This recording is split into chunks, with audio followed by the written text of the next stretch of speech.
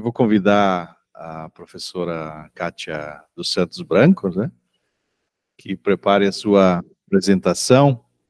Enquanto isso, vou apresentar aqui a professora que vai tratar conosco do tema uso de resíduos da produção agroindustrial do pinhão, biotecnologia para novos produtos. Pinhão que é uma semente muito consumida na nossa região, né? A professora Kátia é doutora em biotecnologia pelo programa de pós-graduação da Universidade de Caxias do Sul, com período de doutorado sanduíche na Universidade de Toronto, Canadá, mestre em biotecnologia e graduada em ciências biológicas, licenciatura e bacharelado pela Universidade de Caxias do Sul. Pesquisadora do Laboratório de Estresse Oxidativo e Antioxidantes, atuando nas áreas de bioquímica e biologia molecular, com ênfase em metabolismo redox, modulação mitocondrial, cultura de células e produtos naturais. Professora, muito bem-vinda, obrigada.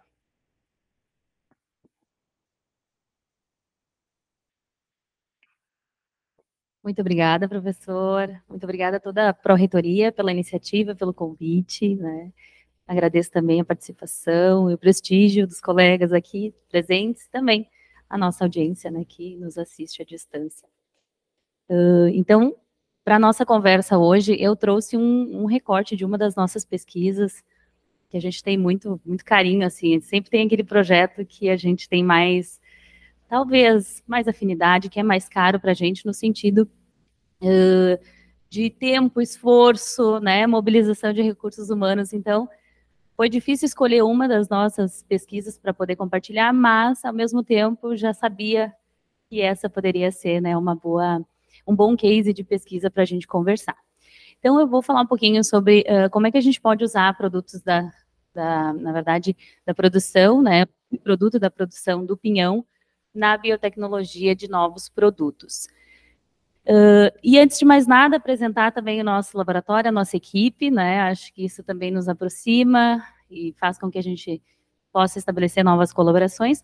Nós somos um grupo de pesquisa, como já mencionado, que trabalha com a área de estresse oxidativo e antioxidantes. Também não é uma área muito fácil de explicar, né? Porque aí a gente teria que entrar bem a fundo na bioquímica da célula, mas vou tentar ser bem objetiva e apresentar os nossos principais modelos de pesquisa dentro dessa área. E nós estamos localizados, então, no Instituto de Biotecnologia, no Bloco 38. A nossa equipe é constituída por 15 estudantes de diferentes níveis, do médio até o doutorado. Temos uma técnica de laboratório também que muito nos ajuda, a doutora Luciana Tolguin. Certamente toda a equipe está prestigiando à distância, né? E a gente sabe que a pesquisa não é feita sem os estudantes, sem toda a equipe envolvida. Então, na nossa linha de pesquisa, nós nos preocupamos em entender o funcionamento do microambiente celular no processo de saúde e doença. Então, trazendo um pouco mais, né, de uma maneira mais coloquial, nós utilizamos a cultura de células de mamífero, principalmente, mas nós também trabalhamos com outras ferramentas, para o estudo dos processos associados, então, ao surgimento de câncer, diabetes, doenças neurodegenerativas, neuropsiquiátricas, também como depressão, utilizando os nossos marcadores de defesas antioxidantes e danos oxidativos.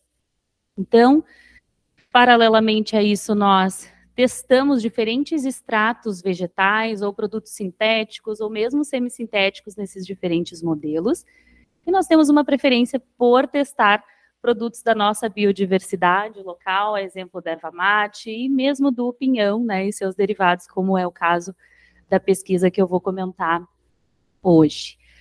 Então, a minha área de pesquisa é dentro da biotecnologia, que é essa área muito importante, né, transdisciplinar, a gente sabe da importância dela e como ela se comunica com outras áreas, como também, né, a área de exatas e tecnologia. E, através das nossas pesquisas, nós conseguimos fazer um screening de novos produtos ou mesmo processos associados, né, a processos biológicos usando a biotecnologia. E, nesse sentido, eu trouxe dados do nosso projeto Nanofito. Como eu falei, a pesquisa com araucária é muito cara para nós, no sentido de realmente, né, tempo, esforço. É uma pesquisa que começou lá em 2009, com a espécie, então, araucária angustifolia. E de lá para cá, nós temos uma inserção de mais de 2 dezenas de estudantes nos diferentes níveis. Eu mesma realizei o meu doutorado nesse tema. E agora sigo com os meus alunos que colaboram também nesse assunto. Atualmente, nós temos financiamento FAPERGS e CNPq vigente, universal, que nós conseguimos, então, viabilizar, entre outras ações, mobilidade acadêmica dos nossos estudantes, na Universidade de Lyon, por exemplo, Universidade de Toronto, no Canadá, e também na Universidade de Chile, em Santiago, do Chile. Então, nós temos também colaborações em nível nacional com outras instituições, e o nosso principal objetivo é desenvolver sistemas micro e nanoencapsulados para associar esse extrato. Então, agregar mais valor ainda a um produto que, como vocês verão, tem muito potencial biológico. Então, vou falar um pouquinho sobre a nossa espécie-alvo de pesquisa, né, Araucária angustifolia. Acho que a todos é muito comum, né, da gente visualizar essa árvore quando a gente lembra do nome dela. Nós temos realmente diferentes exemplares dessa espécie, até mesmo no nosso campus, né, e como é bonito a gente ter esses espécimes enfeitando o nosso campus. É uma espécie imponente, é uma conífera endêmica do sul do Brasil. A Araucária angustifolia, ela é o que a gente chama botanicamente de uma espécie dioica, isto é, são flores femininas, né, espécimes masculinos em árvores distintas, e a nossa pesquisa, ela é centrada no uso do estróbilo feminino, que vem a ser a nossa pinha fecundada e desenvolvida, das quais, essas pinhas, né, nós temos uma proporção de pinhões e uma proporção de brácteas. Nós chamamos de brácteas, tecnicamente, as falhas do pinhão. Então, aquele pinhão que não se desenvolve, ele dá origem a essas sementes estéreis, né, ou não desenvolvidas. Na época que nós começamos a pesquisar com a araucária, em 2009, uma colega nutricionista estava interessada em trabalhar com o pinhão e os seus benefícios. E aí nós começamos a observar que dessa produção, grande parte, quase que 90%, é constituída pelo subproduto, pelo resíduo, e aí nós começamos a prestar atenção nisso. De fato, esses resíduos, eles são ricos em compostos fenólicos, que são substâncias, moléculas produzidas pelo metabolismo vegetal e que têm ação biológica. A principal ação que elas exibem é uma ação antioxidante, por conta da natureza química da sua molécula. Quanto mais OHs livre na estrutura desses anéis fenólicos, nós temos aí um potencial redutor bastante expressivo. E a atividade antioxidante, hoje em dia, ela é uma atividade que, como nós sabemos, né, mesmo que no senso comum, está associada à redução do risco de desenvolvimento de doenças crônicas. Hoje, mais de 90% das doenças crônicas têm relação com o estresse oxidativo. Então, esses compostos, eles têm essa capacidade antioxidante e modulam as vias de sinalização que comentamos antes. Então, produtos naturais que têm esses compostos podem se transformar em novos fármacos ou profármacos para o tratamento de diferentes condições. Ao mesmo tempo em que a gente se encanta com toda essa possibilidade de uso para estudo da araucária, a gente também se preocupa com questões relacionadas, né, ao uso sustentável. E na condução de pesquisas também que visem não apenas popularizar a espécie, mas também delinear estratégias de preservação. Então, acho que a nossa pesquisa ela também atinge esse objetivo, né, de manter essas populações. Hoje em dia, nós temos menos de 4% da cobertura vegetal original de araucária. A gente sabe o tempo que demora para uma árvore se tornar adulta e produzir sementes. Então, realmente nós temos aí essa preocupação na conscientização ambiental, na educação ambiental e ações também nesse sentido, né, de plantio de novas mudas. Em relação ao uso empírico da araucária, ela já vem sendo usada por diversos anos, diferentes partes da árvore, para o tratamento de diferentes condições. Então, os seus usos populares, né, lá pelos indígenas ainda, relatam, por exemplo, a sua utilidade para tratamento de infecções respiratórias, problemas pulmonares, até mesmo para tratamento de condições mais graves, como tumores, anemia e depressão. né? De fato, nós tivemos uma aluna que defendeu o seu doutorado recentemente com o uso desse extrato para reduzir as complicações relacionadas à depressão, em termos de desequilíbrio bioquímico que acontece realmente em nível cerebral. Então, essas diferentes partes da planta que podem ser usadas, né, para o tratamento de diferentes condições, levantam aí um potencial ainda inexplorado. E o nosso grupo de pesquisa, é importante destacar que ele foi o primeiro, né, a estudar, investigar as propriedades das brácteas, das falhas do pinhão, e o nosso trabalho foi o primeiro a ser publicado nesse sentido.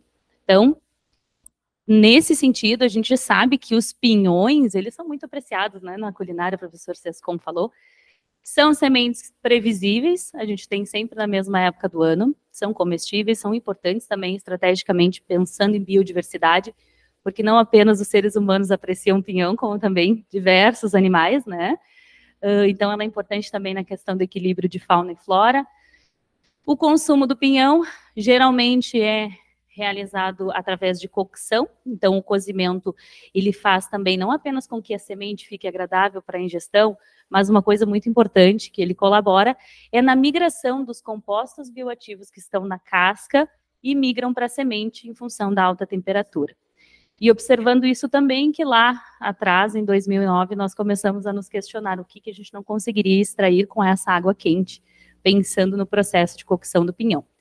Ela é uma semente muito nutritiva, fonte de carboidratos e também de minerais, né, de elevada importância à saúde, mas nós temos que solucionar um problema que é a abundância dos resíduos, né? São resíduos naturais, se a gente pensar, eles ficam descartados no meio ambiente, não trazem ali um problema ambiental por serem naturais, mas se a gente conseguir agregar valor e transformá-los através da biotecnologia em biomassa, em matéria-prima útil, né, nós poderemos estar contribuindo não apenas nas questões ambientais, mas também biotecnológicas. E aí, nós temos que esses resíduos, eles são abundantes e previsíveis, porque todo ano, na mesma época, a gente tem, né, grande quantidade. Nós começamos, então, a trabalhar com esses resíduos. Aqui eu retirei um retrato ali da revista da UX, na época do meu doutorado. Nós começamos a investigar o potencial dele contra o câncer. Nós temos, então, um processo de patente para a extração desse extrato, que vale destacar, é livre de qualquer solvente orgânico, então nós também temos ali o que a gente chama, né, de extração verde, e essas moléculas bioativas foram realmente chamando atenção pela seletividade que elas tinham em modular positivamente o microambiente de uma célula normal, e numa célula tumoral, né, que é uma célula adoecida, eles levavam para um outro caminho, que era o caminho, então, de indução de morte por apoptose. Isso é muito incomum, não é fácil da gente encontrar em candidatos a fármacos antitumorais, e esse extrato, ele foi muito promissor e tem sido promissor nesse sentido. Alguns resultados que nós encontramos, que destacam ainda mais, né, esse potencial, dão conta de que o extrato, ele é rico em compostos fenólicos, aqueles compostos que eu comentei antes, ou chamados também de polifenóis. Eles são produzidos, em resumo, pelo metabolismo secundário vegetal, para uma espécie de autodefesa da planta. Ela sintetiza para se defender da radiação, da exposição ao oxigênio, né, de processos diversos. E nós conseguimos um conteúdo de fenólicos totais superior ao encontrado para outros produtos naturais, de elevado teor também, como, por exemplo, o vinho, e a gente sabe todos os benefícios, né, do seu consumo com moderação, assim como outras berries, né, que têm já um reconhecido conteúdo polifenólico. Além disso, nós observamos a atividade antioxidante para esse extrato sendo superior para a exibida para a vitamina C, que é um antioxidante padrão muito utilizado na farmácia, né, para o desenvolvimento de novos fármacos, ou mesmo cosméticos com atividade anti-envelhecimento, ou mesmo na preservação de alimentos, porque é um conservador, né, um antioxidante. Em termos de reservatório de moléculas biológicas, a gente vê uma infinidade de categorias de compostos, e por espectrometria de massas, nós encontramos especialmente flavonoides. A gente vê toda a propaganda que tem em torno do vinho e dos seus derivados, a uva, né? Mas, para a gente entender, são alguns flavonoides primos daqueles flavonoides que a gente encontra nessa bebida tão típica e tão apreciada. E aí a gente começou a testar diversas possibilidades de uso para esse extrato, como, por exemplo, na agricultura. Inicialmente, nós testamos concentrações elevadas desse extrato que pudessem levar à toxicidade em insetos praga de lavoura. Nossa hipótese era de que a gente poderia, talvez, transformar isso num agente de controle biológico, reduzindo, assim, o uso exagerado de agroquímicos na agricultura, né? E aí nós pegamos um inseto praga da lagarta da soja, que é a lagarta da soja, né? E testamos esse extrato e conseguimos, nas condições testadas, em altas concentrações, causar uma toxicidade nesse inseto, o que é favorável, causando o mínimo de impacto no meio ambiente, né? Mas nós seguimos mais levando para a área médica. Começamos essa parte mais agrícola, descobrimos que tinha potencial, começamos a testar para outras possibilidades, e na área médica nós vimos que esse extrato também era antioxidante em células, então a gente já deu um passo à frente, né? Antes tínhamos testado in vitro e visto que ele era promissor e tinha alta atividade. Em células humanas também isso se confirmou. Uma importante atividade antigenotóxica foi encontrada, que seria uma atividade de preservar o DNA da célula e manter estável esse DNA, evitando assim, por exemplo, o surgimento de mutações que estão associadas ao câncer. Também descobrimos, na época do doutorado sanduíche, que esse extrato ele poderia modular a atividade de neurônios, e em um modelo de neurodegeneração, nós observamos reversão desses efeitos, né? Utilizando neurônios, então, células humanas crescidas em cultura. Mas de todas essas atividades, eu retirei aqui alguns principais para comentar, para também ficarmos dentro do tempo designado, nenhuma delas chamou tanto a atenção do grupo quanto a atividade antitumoral, por conta daquela seletividade que eu comentei, e de fato os compostos fenólicos, eles são bastante atípicos nesse sentido, de serem duais, ao mesmo tempo em que protegem um determinado grupo celular, podem também causar danos a outro grupo.